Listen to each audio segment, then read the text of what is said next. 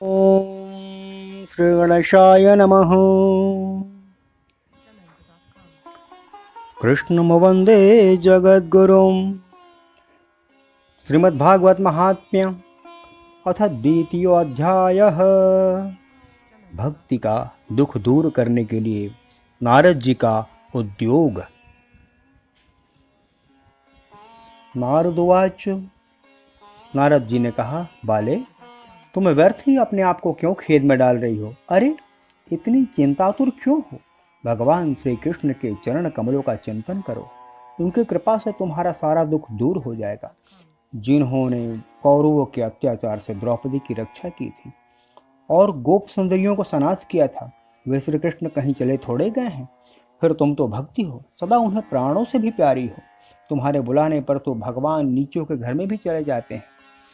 सत्य, त्रेता और द्वापर, इन तीन युगों में ज्ञान और वैराग्य मुक्ति के साधन थे, किंतु कलयुग में तो केवल भक्ति ही ब्रह्म सायुज्य अर्थात मोक्ष को प्राप्त कराने वाली है।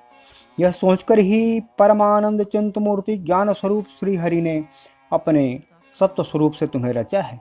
तुम्हें साक्षात श्री कृष्ण की प्रिया और परम सुंदरी हो।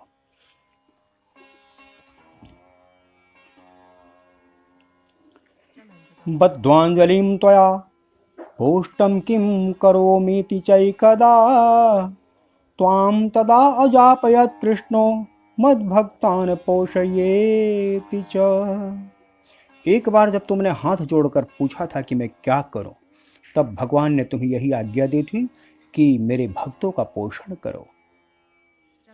अंगीकृतं त्वया तद्वै प्रसन्नो अभूद्धरिस्तदा मुक्तिं दासीं ददौ तुभ्यं ज्ञान वैराग्य का विमौ। तुमने भगवान की वह आज्ञा स्वीकार कर ली। इससे तुम पर श्रीहरि बहुत प्रसन्न हुए और तुम्हारी सेवा के लिए मुक्ति को तुम्हें दासी के रूप में दे दिया और इन ज्ञान और वैराग्य को पुत्रों के रूप में। तुम अपने साक्षात स्वरूप से वैकुंठ धाम में ही भक्तों का पोषण करती हो। भूलोक में तो तुम उनकी पुष्टि के लिए केवल छाया रूप धारण कर रखा है। तब तुम मुक्ति ज्ञान वैराग्य को साथ लिए पृथ्वी तल पर आ गई और सतयुग में द्वापर पर्यंत बड़े आनंद से रही। कलयुग में तुम्हारी दासी मुक्ति पाखंड रूप रोग से पीड़ित होकर क्षीण होने लगी, इसलिए वह तुरंत ही तुम्हारी आज्ञा से वैकुंठ लोक को चली गई। इस लोक में भी तुम्हारे स्मरण से ही वह आती है और फिर चली जाती है, किंतु इन ज्ञान वैराग्य को तुमने पुत्र मारकर अपने पास ही रख छोड़ा है। फिर भी कलयुग में इनकी उपेक्षा होने के कारण तुम्हारे ये पुत्र उत्साहहीन और वृद्ध हो गए हैं। फिर भी तुम चिंता न करो, मैं इनके नवजीवन का उपाय सोचता हूँ। सुमुखी, कली के समान कोई दूसरा युग नहीं है। इस युग में मैं तुम्हें घर घर में प्रत्येक पुरुष के हृदय में स्थापित कर दूंगा। देखो, अन्य सब धर्मों को दबाकर और भक्ति विषयक महोत्सवों को आगे रखकर यदि मैंने लोक में तुम्हारा प्रचार न किया तो मैं श्री हरि का दास नहीं। इस कलयुग में जो जीव तुमसे युक्त होंगे वे पापी होने पर भी बेखटक भगवान श्री कृष्ण के अभय धाम को प्राप्त होंगे। जिनके हृदय में निरंतर प्रेम रूपणी भक्ति निवास करती है, वे शुद्धांतःकरण पुरुष स्वप्न में भी यमराज को नहीं देखते। जिनके हृदय में भक्ति महारानी का निवास है, उन्हें प्रेत, पिशाच, राक्षस या दैत्य आदि स्पर्श करने में भी समर्थ नहीं हो सकते हैं। न तपोभिर्न वेदैश्च न ज्ञानेनापि कर्मणा हरिहिं साध्यते भक्त्या प्रमाणं तत्र गोपिकाः। भगवान तप, वेदाध्ययन, ज्ञान और कर्म आदि किसी भी साधन से वश में नहीं किए जा सकते हैं। ये तो केवल भक्ति से ही वशीभूत होते हैं।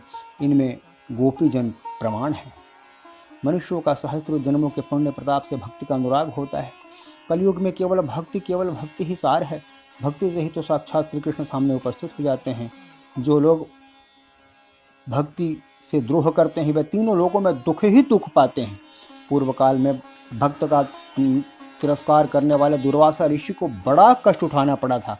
बस व्रत, तीर्थ, योग, यज्ञ, ज्ञानचर्या, बहुत से कुछ साधनों की आवश्यकता नहीं है। एकमात्र भक्ति ही मुक्ति देने वाली है। सूत जी कहते हैं, इस प्रकार नारद जी का निर्णय किए हुए अपने महात्मा को सुनकर भक्ति के सारे अंग पुष्ट हो गए और वह उनसे कहने लगी। भक्ति ने कहा, नारद जी आप धन्य हैं, आपकी मुझ में निश्चल प्रीति है, मैं सदा आपके हृदय में रहूंगी, कभी भी आपको छोड़कर नहीं जाऊंगी। साधो आप बड़े कृपालु हैं, आपने क्षण भर में मेरा सारा दुख दूर कर दिया, परंतु अभी भी मेरे पुत्रों में चेतना नहीं आई है, आप इन्हें शीघ्र ही सचेत कर दीजिए, जगा दीजिए। सूत जी कहते हैं, भक्ति की ये वचन सुनकर नारद जी को बड़ी करुणा आई और वे उन्हें हाथ से हिला डुला कर जगाने लगे। फिर उनके कान के पास मुंह लगाकर जोर से कहा, ओ ज्ञान जल्दी जग पड़ो, ओ वैराग्य जल्दी जग पड़ो।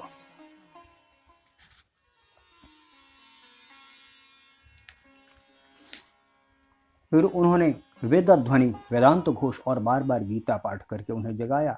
जैसे तैसे बहुत जोर लगाकर वे उठे, किंतु आलस्य के कारण वे दोनों जम्हाई लेते रहे, नेत्र उघाड़ कर देख भी नहीं सके। उनके बाल बगुलों की तरह सफ़ेद हो गए थे, उनके अंग प्रायः सूखे काठ के समान निस्तेज और कठोर हो गए थे। इस प्रकार भूख प्यास के मारे अत्यंत दुर्बल होने के कारण उन्हें फिर सोते देखकर नारद जी को बड़ी चिंता हुई। अब वे सोचने लगे, अब मुझे क्या करना चाहिए, इनकी यह नींद इससे भी बढ़कर इनकी वृद्धावस्था को कैसे दूर करें। शौनक जी इस प्रकार चिंता करते करते हुए भगवान का स्मरण करने लगे।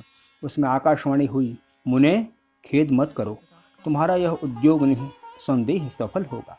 देवर्षि इसके लिए तुम एक सत्कर्म करो, यह कर्म तुम्हें संत शिरोमणि महापुरुष बताएंगे। उस सत्कर्म का अनुष्ठान करते ही क्षण भर में इनकी नींद और वृद्धावस्था चली जाएगी तथा सर्वत्र भक्ति का प्रचार होगा। यह आकाशवाणी सभी को वहां साफ साफ सुनाई दी। इसमें नारद जी को बड़ा विस्मय हुआ और वे कहने लगे, मुझे तो इसका कुछ आशय ही समझ में नहीं आया। नारद जी बोले, इस आकाशवाणी ने भी गुप्त रूप से ही बात कही है, यह नहीं बताया कि कौन सा साधन किया जाए इनसे कार्य सिद्ध हो। वे संत न जाने कहाँ मिलेंगे और किस प्रकार का साधन बताएंगे। तब आकाशवाणी ने जो कुछ कहा था उसके अनुसार मुझे क्या करना चाहिए। सूत जी कहते हैं, शौनक जी तब ज्ञान वैराग्य दोनों को वहीं छोड़कर नारद मुनि वहां से चल पड़े और प्रत्येक तीर्थ में जा जाकर मार्ग में मिलने वाले मुनीश्वरों से वह साधन पूछने लगे। उनकी उस बात को सुनते तो सब थे, किंतु उस विषय में कोई कुछ निश्चित उत्तर नहीं देता था। किन्होंने उसे असाध्य बताया, कोई बोले इसका ठीक ठीक पता लगाना ही कठिन है, कोई सुनकर चुप रह गए, कोई तो अपनी अवज्ञा होने के कारण भय से बात को टाल टूल कर खिसक गए। त्रिलोकी में महान आश्चर्यजनक हाहाकार मच गया। लोग आपस में काना खुशी करने लगे, भाई जब वेद ध्वनि, वेदांत घोष और बारंबार गीता पाठ सुनने से भी भक्ति ज्ञान और वैराग्य तीनों नहीं जगाए जा सके, तब और कोई उपाय नहीं। स्वयं योगीराज नारद को भी जिसका ज्ञान नहीं है, तो दूसरे सांसारिक लोग उसे कैसे बता सकते। इस प्रकार जिन जिन ऋषियों से इस विषय में पूछा गया, उन्होंने निर्णय करके यही कहा कि यह बात दुस्साध्य ही है। तब नारद जी बहुत चिंतातुर हुए और बदरी बनाए। ज्ञान वैराग्य को जगाने के लिए वहां उन्होंने निश्चय किया, मैं तप करूंगा। इस प्रकार उन्हें अपने सामने करोड़ों सूर्यों के समान तेजस्वी सनकादि मुनीश्वर दिखाई दिए। उन्हें देखकर वे मुनि श्रेष्ठ कहने लगे। नारद जी ने कहा, महात्माओं, इसमें बड़े भाग्य से मेरा आप लोगों के साथ समागम हुआ है। आप मुझ पर कृपा करके शीघ्र बताइए। आप सभी लोग योगी, बुद्धिमान और विद्वान हैं। आप देखने में 5-5 वर्ष के बालक जान पड़ते हैं, किंतु हैं पूर्वजों के भी पूर्वज। आप लोग सदा बैकुंठ धाम में निवास करते हैं और निरंतर श्री हरि का कीर्तन में तत्पर रहते हैं। भगवान लीलामृत का रसास्वादन कर उसी में उन्मत्त रहते हैं और एकमात्र भगवत कथा ही आपके जीवन का आधार है। हरि शरणमेवं हि नित्यं येषां मुखे वचः अतः काल समादिष्टा जरायुष्मान न बाधते। हरि शरणम, भगवान ही हमारे रक्षक हैं। यह वाक्य मंत्र सदा आपके मुख में रहता है और इसी से काल प्रेरित वृद्धावस्था भी आपको बाधा नहीं पहुंचाती। पूर्व काल में आपके येषां भ्रू भंगमात्रेण द्वारपालो हरेः पुरा भूमौ निपतितो सद्यो यत् कृपातः पुरम गतौ। पूर्व काल में आपके भूभृंग मातृ से भगवान विष्णु के द्वारपाल जय और विजय तुरंत पृथ्वी पर गिर गए और फिर आपकी ही कृपा से वे बैकुंठ को पहुंच गए। धन्य है, इस समय आपके दर्शन बड़े सौभाग्य से हुआ। मैं बहुत दीन हूँ और आप लोगों का स्वभाव से ही दयालु है, इसलिए आप लोग अवश्य कृपा करनी चाहिए। बताइए, आकाशवाणी ने जिसके विषय में मुझे कहा वह कौन सा साधन है और मुझे किस प्रकार उसका अनुष्ठान करना चाहिए? आप इसका विस्तार से वर्णन कीजिए। भक्ति, ज्ञान और वैराग्य को किस प्रकार सुख मिल सकता है और किस तरह प्रेम पूर्वक सब वर्णों में उनकी प्रतिष्ठा की जा सकती है। सनकादि ने कहा, देवर्षि आप चिंता न करें, मन में प्रसन्न हो और इनके उद्धार का एक सरल उपाय पहले में ही विद्यमान है। नारद जी, आप धन्य हैं, आप विरक्तों की शिरोमणि हैं, श्री कृष्ण दासों में शाश्वत प्रदर्शक और भक्तियों के भास्कर हैं। आप भक्ति के लिए जो उद्योग कर रहे हैं वह आपके लिए कोई आश्चर्य की बात नहीं समझनी चाहिए। भगवान के भक्त के लिए तो भक्ति की सम्यक स्थापना करना सदा ही उचित है। ऋषियों ने संसार में अनेकों मार्ग प्रकट किए हैं, किंतु वे सभी कष्ट साध्य और परिणाम में प्रायः स्वर्ग की ही प्राप्ति कराने वाले हैं। अभी तक भगवान की प्राप्ति कराने वाला मार्ग गुप्त ही रहा है। उसका उपदेश करने वाला पुरुष प्रायः भाग्य से ही मिलता है। आपको आकाशवाणी ने जिस संतकर्म का संदेश दिया है उसे हम बतलाते हैं। आप प्रसन्न और समाहित चित्त होकर सुनिए। नारद जी, द्रव्य यज्ञ, तपोयज्ञ, योग यज्ञ और स्वाध्याय रूप ज्ञान यज्ञ, ये सब तो स्वर्ग आदि की प्राप्ति कराने वाले कर्म की ओर ही संकेत करते हैं। पंडितों ने ज्ञान यज्ञ को सत्कर्म, मुक्तिदायक कर्म का सूचक माना है। वह श्रीमद् भागवत का पारायण है, जिनका गान शुकादि महानुभावों ने किया है। उनके शब्द सुनने से ही भक्ति, ज्ञान और वैराग्य को बड़ा बल मिलेगा। इससे ज्ञान वैराग्य का कष्ट मिट जाएगा और भक्ति को आनंद मिलेगा। सिंह की गर्जना सुनकर जैसे भेड़िए भाग जाते हैं, उसी प्रकार श्रीमद् भागवत की ध्वनि से कलयुग के सारे दोष नष्ट हो जाते हैं। तब प्रेम रस प्रवाहित करने वाली भक्ति, ज्ञान और वैराग्य को साथ लेकर प्रत्येक घर और प्रत्येक व्यक्ति के हृदय में क्रीड़ा करेगी। नारद जी ने कहा, मैंने वेद वेदांत की ध्वनि और गीता पाठ करके उन्हें बहुत जगाया, परंतु फिर भी भक्ति, ज्ञान और वैराग्य तीनों नहीं जगे। ऐसी स्थिति में श्रीमद् भागवत सुनाने से वे कैसे जगेंगे? क्योंकि उस कथा के प्रत्येक श्लोक और प्रत्येक पद में भी वेदों का ही तो सारांश है। आप लोग शरणागत वत्सल हैं तथा आपका दर्शन कभी व्यर्थ नहीं होता, इसलिए मेरा यह संदेह दूर कीजिए और इस कार्य में विलंब न कीजिए। कुमार उचुः वेदोपनिषदां साराज्याता भागवती कथा अत्युत्तमा ततो भाति पृथग्भूता फलाकृतिः। सनकादि ने कहा, श्रीमद् भागवत की कथा वेद और उपनिषदों के सार से बनी है, इसलिए उनसे अलग उनकी फलरूपा होने के कारण वह बड़ी ही उत्तम जान पड़ती है।